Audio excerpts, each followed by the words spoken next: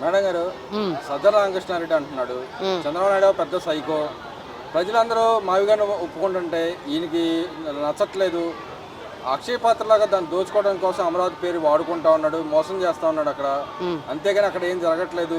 ఎప్పుడో 30 సంవత్సరాలు 50 సంవత్సరాలు వచ్చి రాజధాని గురించి ఇప్పుడు నుంచి ఎందుకు, ఈ 110 కిలోమీటర్ల రాజధాని మా నాయకుడు చెప్పింది గొప్ప అని చెబుతా ఉన్నాడు. నిజంగానే అది గొప్ప అంటారా?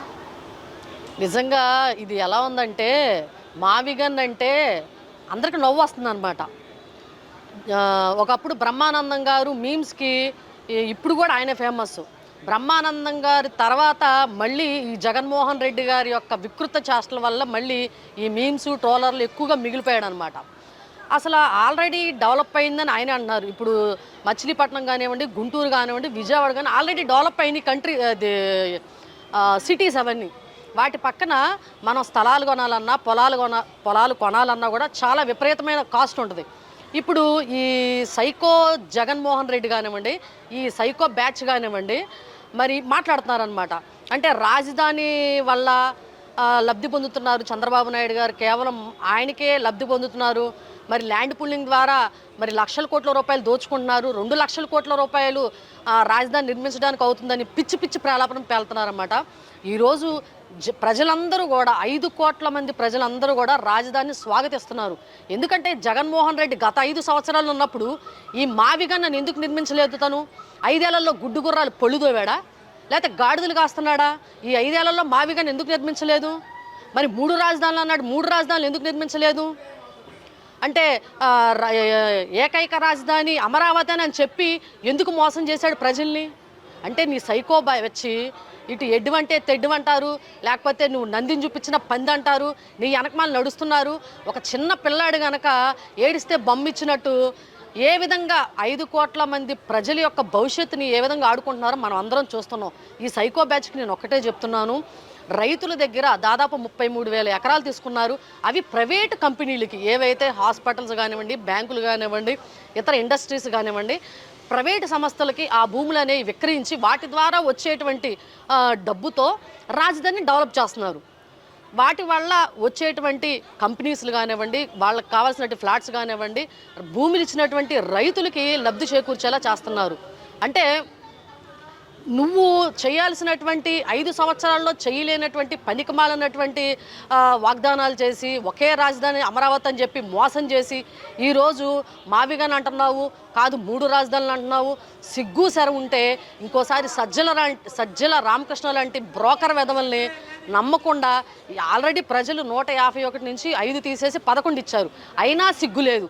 ఎంత దుర్మార్గంగా బయటకు వచ్చి రాజధానిని మళ్ళీ మేము వస్తే బిల్లు సవరణ చేయలేమా, మళ్ళీ మేము చట్టసభల్లో మార్చలేమా అంటున్నారు. నిజంగా సిగ్గుసారం అనేది ఉండాలి.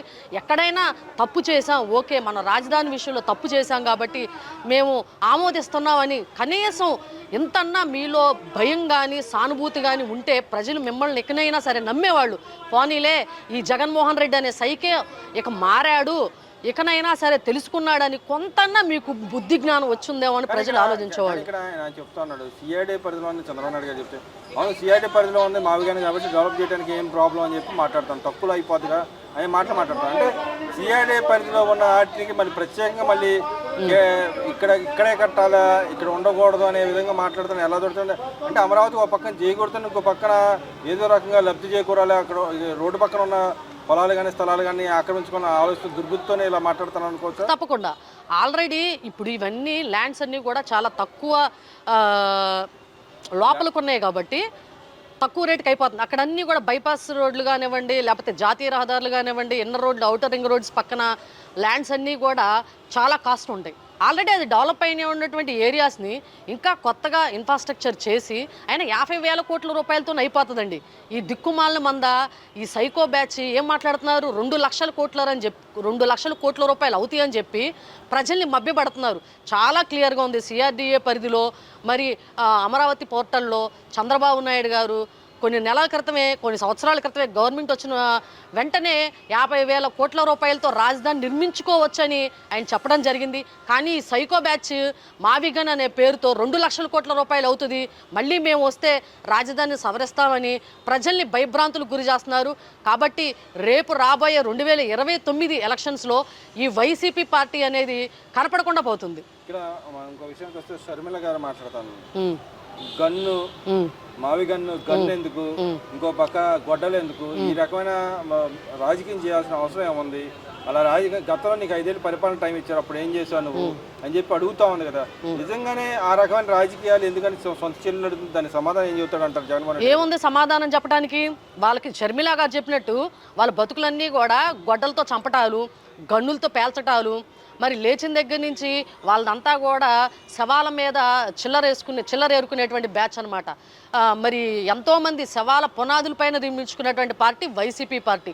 ఆల్రెడీ మనం చూసాం, వైఎస్ రాజశేఖర రెడ్డి గారు ఒక పక్కన శవం పెట్టుకొని అందరూ కూడా పీస్ అయిపోయిన బాడీని ఎక్కడున్నారా ఏంటని ఎత్తుక్కుంటే, ఈ జగన్మోహన్ రెడ్డి గారు తీరిగ్గా ఎప్పుడుకో చనిపోయిన 12 గంటల తర్వాత వచ్చి తీరిగ్గా ఏం చేస్తున్నాడు, నేను ముఖ్యమంత్రి అవడానికి సంతకాలు అడుగుతున్నాడు అన్నమాట.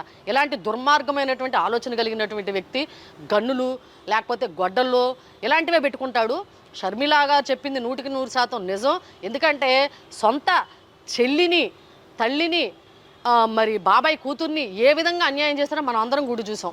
బాబాయిని చంపినటువంటి వ్యక్తుల్ని పక్కన పెట్టుకొని బాబాయిని హత్య చేసిన వాళ్ళందరినీ కూడా, ముద్దాయిలను అందరినీ కూడా చంపుకుంటూ పోతున్నాడు.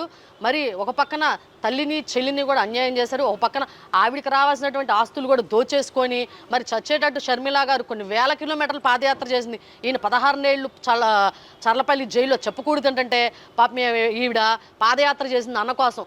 కనీసం చెల్లెలికి ఒక ఎమ్మెల్యే టికెట్ కానీ ఎమ్మెల్సీ కానీ కనీసం ఆస్తులు వాటా ఇవ్వకుండా బయటికి గెంటేసినటువంటి వ్యక్తి జగన్మోహన్ రెడ్డి. ఇక్కడ మనం షర్మిల గారు ఇంకో మాట కూడా మాట్లాడుతూ ఉంది, అయితే మీరు రాజకీయ లబ్ధి కోసం ఇలా మావిగన్ పేరు పెట్టి తిరుగుతా ఉన్నారు తప్పితే మీరు ఉన్న 5 ఏళ్ళలో ఏం చేయలేకపోయారు, కనీసం నీ పేరైనా మార్చుకో, పులివెందులని మార్చుకో, అవినాష్ రెడ్డి పేరు అవి గొడ్డలని మార్చుకోమని చెప్పి ఆమె ట్రోల్ చేసింది. దాన్ని ఎలా చూడొచ్చు అంటారు? కరెక్టే ఆ మాట. పిచ్చోడి చేతికి రాయిస్తే గనక ఏమవుతుంది, పిచ్చోడు వాడన్నా కొట్టుకుంటాడు, లేకపోతే జనాల మీదన్నా వేసేస్తాడు. నీకు 5 సంవత్సరాలు ముఖ్యమంత్రి పదవి ఇచ్చినందుకు ఏం చేసావు? నువ్వు ప్రజల్ని రాళ్లతో కొట్టావు, రాజధాని నాశనం చేసావు, పోలవరం కట్టలేదు, యువతకి ఉద్యోగాలు ఇవ్వలేదు, రోడ్ల నిర్మాణాలు జరగలేదు, లేచిన దగ్గర నుంచి కొండలు గుట్టలు దోచుకోవటం, మరి మైనింగ్ మాఫియా, ఇసుక మాఫియా, మరి ఏ విధంగా అక్రమంగా కల్తీ మద్యం తీసుకొచ్చి మరి మద్యం మాఫియా చేసావో రాష్ట్ర ప్రజలందరూ కూడా తెలుసుకున్నారు. మరి నిజంగానే మావిగన్ కాకుండా అవినాష్ గొడ్డలి అని కూడా పేరు మార్చుకోవచ్చు. రాజధాని పేరు మార్చినట్టే మీ పేరు కూడా మార్చుకొని మీరు తిరగాలి. నిజంగా సిగ్గు శరం ఉంటే ఈరోజు రాజధాని వైపున, రాజధాని మీద ఈ విధంగా అబండాలు వేయరు మీరు. అసలు మీకు కొంచెమన్నా జ్ఞానం అనేది ఉంటే బయటకు వచ్చి మాకు రాజధాని సమ్మతమే అని చెప్పినా కూడా మీకు ప్రజల్లో సానుభూతి ఉండేది.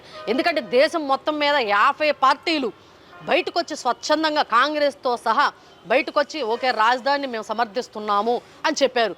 కానీ దాన్ని ఏమంటారు, ఊరందరిది ఒకదారి అయితే ఉలిపి కట్టదు ఒకదారి అన్నట్టు ఈ దిక్కుమాలిన జగన్మోహన్ రెడ్డి వైసీపీ బ్యాచ్ అందరిది కూడా అందరూ తిన్నంగా వెళ్తుంటే వీళ్ళు అడ్డగోలుగా వెళ్తారు. కాబట్టి రాష్ట్ర ప్రజలందరూ కూడా వీళ్ళందరూ ఖచ్చితంగా బుద్ధి చెబుతాడు. పయ్యావుల కేశవ్ గారు మొన్న అయితే మన అచ్చెన్నాయుడు గారు చేసిన వ్యాఖ్యలను సమర్థిస్తూనే ఇంకో పక్కన నాకు ఈ అనుమానం ఉందన్నట్టుగానే నాకు కొన్ని అనుమానాలు వ్యక్తం చేయడం జరిగింది. పరిటాల రవి హత్య కేసులో వెనకాల ఈయన హస్తం ఉందని చెప్పి గతంలో మన ఎవరైతే మాజీ సీఎం కిరణ్ కుమార్ రెడ్డి గారు మన రోషి గారి దగ్గర అన్నారని చెప్పి ఆయన నేను మాట్లాడుతుంది. దాని విషయంలో కిరణ్ కుమార్ రెడ్డి బహిరంగ చెప్పాలని చెప్పి మాట్లాడుతుంది.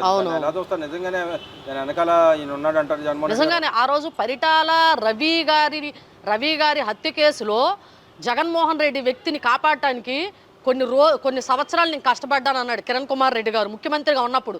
అంటే మీరే అర్థం చేసుకోవాలి కిరణ్ కుమార్ రెడ్డి గారు జగన్మోహన్ రెడ్డిని ఎందుకు కాపాడారో. అంటే ఈయన పరిటాల రవిని కూడా లేపేసిన దాంట్లో ఈయనకి హస్తం ఉందని ఆయన చెప్పకనే చెప్పాడు.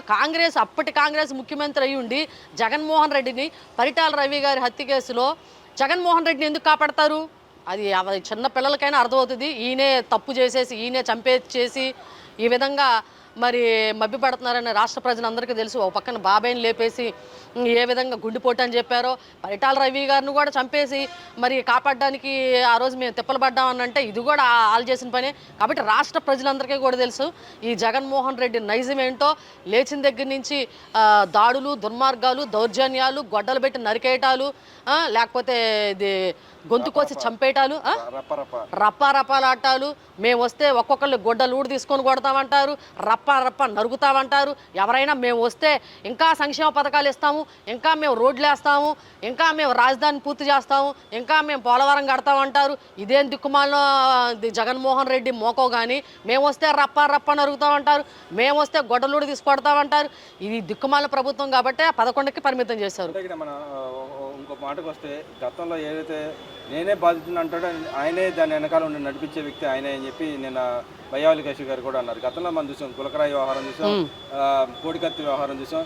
బాధితులందరూ ఆయనే చేపించుకొని మళ్ళీ ఆయనే బాధితులు చిత్రీకరణ జనాలు సానుభూతి పొందటాన్ని ఎలా చూడొచ్చు. గతంలో చంద్రబాబు నాయుడు గారు వాళ్ళ బాబాయిని చంపాయని కూడా సానుభూతి వ్యక్తం చేశాడు. చివరికి ఆయన ఏమన్నా వచ్చిందా 12 గంటల తర్వాత వచ్చాడు. ఇంకో పక్కన మరి చూస్తే చంద్రబాబు నాయుడు హత్య చేశాడని పెద్ద బ్యానర్లు పెట్టారు. తర్వాత దానికి క్షమాపణ కూడా చెప్పడం పరిస్థితి. ఎలా చూడుతుంది ఆయన మనస్తత్వంగానే వ్యవహార శైలిని ఎలా చూడుతుంటారు? ఇప్పుడు వీళ్ళ బతుకులన్నీ ఇంతేనండి. వైసీపీ పార్టీ అంటేనే సవాల పునాదుల పైన నిర్మించుకున్నటువంటి పార్టీ.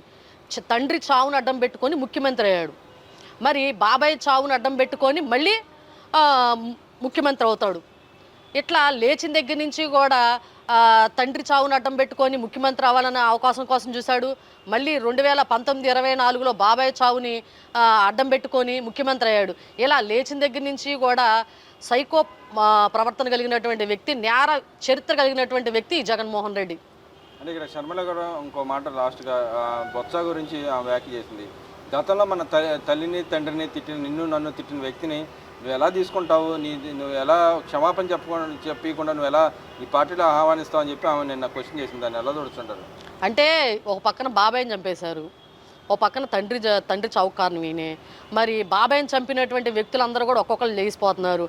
అలాగే బొత్స సత్యనారాయణ గారికి కూడా భయం పట్టుకుందామో, నన్ను కూడా ఏదో ఒకటి విధంగా నన్ను లేపేస్తారని పాపం భయం పట్టుకుందామో. అందుకే ఏం చేస్తారు పాపం, కక్కలేక మింగలేక ఏడుస్తున్నాడు. ఏదో సానుభూతి పొందడానికి, జగన్మోహన్ రెడ్డి గారి దగ్గర సానుభూతి పొందడానికి ఏడ్చినట్టు యాక్టింగ్ చేసి మళ్ళీ ఈసారి జగన్మోహన్ రెడ్డి కోపానికి గురి కాకుండా, గురి అయితే ఏ గొడవలు పెట్టి లేపేస్తాడో లేకపోతే ఏది ఎక్కించి తొక్కిచ్చేస్తాడో అని భయంతో పాపం ఆ విధంగా బయటకు వచ్చే సానుభూతితో మాట్లాడుతున్నాడు అనమాట. క్షమాపణ చెప్పమని అడిగింది, చెప్పగలరా అంటారు జగన్మోహన్ రెడ్డి బొత్స గారి చేత? ఎందుకు వాళ్ళు క్షమాపణ చెప్పే బ్యాచ్ కదండి.